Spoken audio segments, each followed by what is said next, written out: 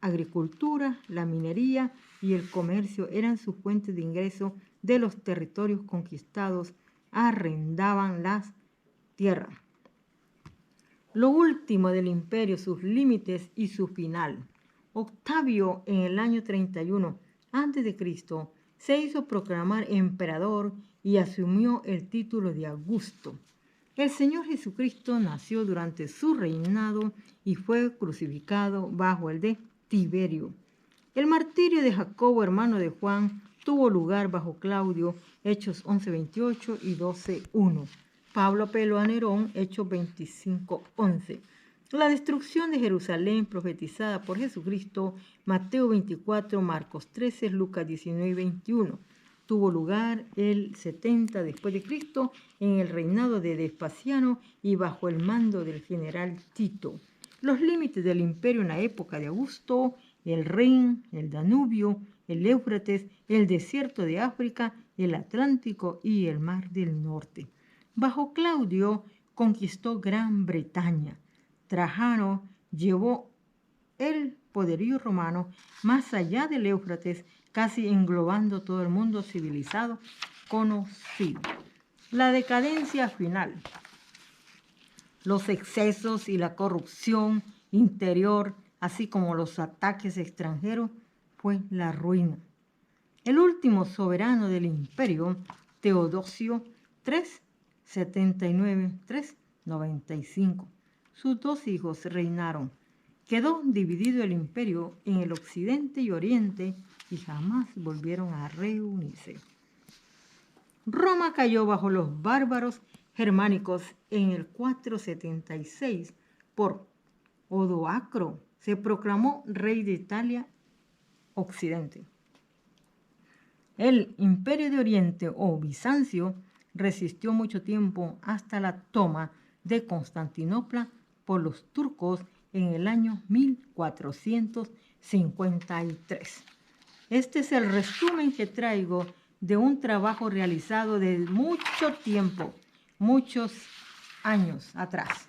¿Por qué ahora lo estoy trayendo a ustedes? Bueno, por la razón esta, que lo que voy a hablar acerca de este imperio se va a relacionar todo con este final del tiempo de hoy.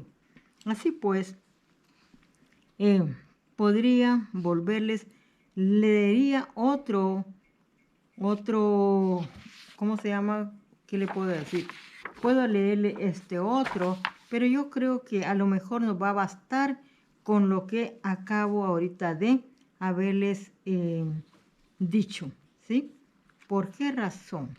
Bueno, por la razón de que no nos va a dar tiempo de usar todo este material para hablar lo demás que sigue. Quizás en el otro tiempo a lo mejor lo pueda cubrir.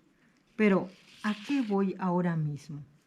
Mirando el cuarto imperio que miró Daniel en la visión, cuando le fue mostrado, estando, dice que estaba, creo, vamos a ver, Daniel.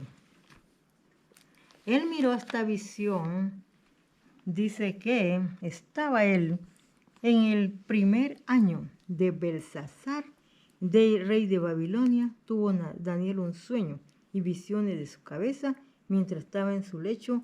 Luego escribió el sueño y recibió y relató lo principal del asunto. Estamos hablando del año primero del reinado de Belsasar.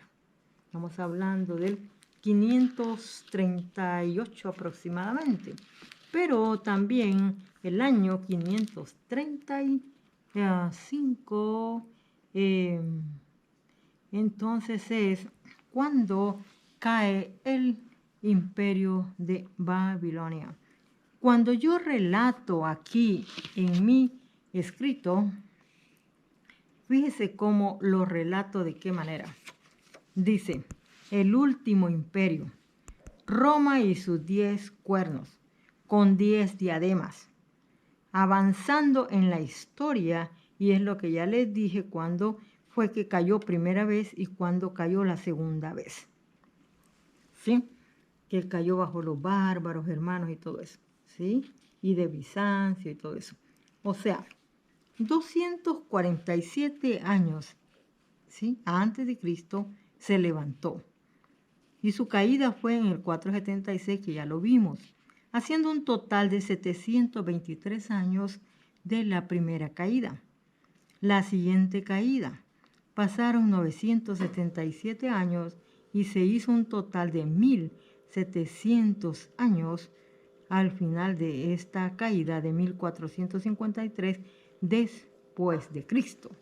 Y luego sumamos no el tiempo de cuando cayó de 1453, porque hubo un tiempo cuando reinaron Carlomagno y todos esos, y entre ese periodo Roma estuvo en parte y estuvo inestable, ¿sí?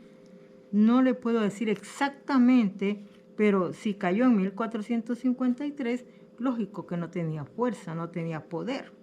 Pero en este último tiempo, Dios le va a dar la oportunidad de que vuelva al poder por 3 años y medio, pero ¿a través de qué? Ok, los 10 cuernos europeos tengo aquí son las coronas de los reyes, salidos de los antiguos reinos bárbaros de las estepas rusas, descendientes de los afetitas. El 11º cuerno, el anticristo y el falso profeta, su ascendencia al trono como hijo de rey príncipe, eso ya está relatando aquí al anticristo, heredero al trono. Y hay un punto muy importante. Cuando un rey está en el poder, el soberano, que le llaman ellos, hasta que muere, entonces sube su hijo mayor o el heredero al trono, y luego él es el que ocupa el cargo. Pero cuando un rey claudica, sube su hijo, pero su padre vive. Y mirándolo en las leyes de ellos, es ilegal.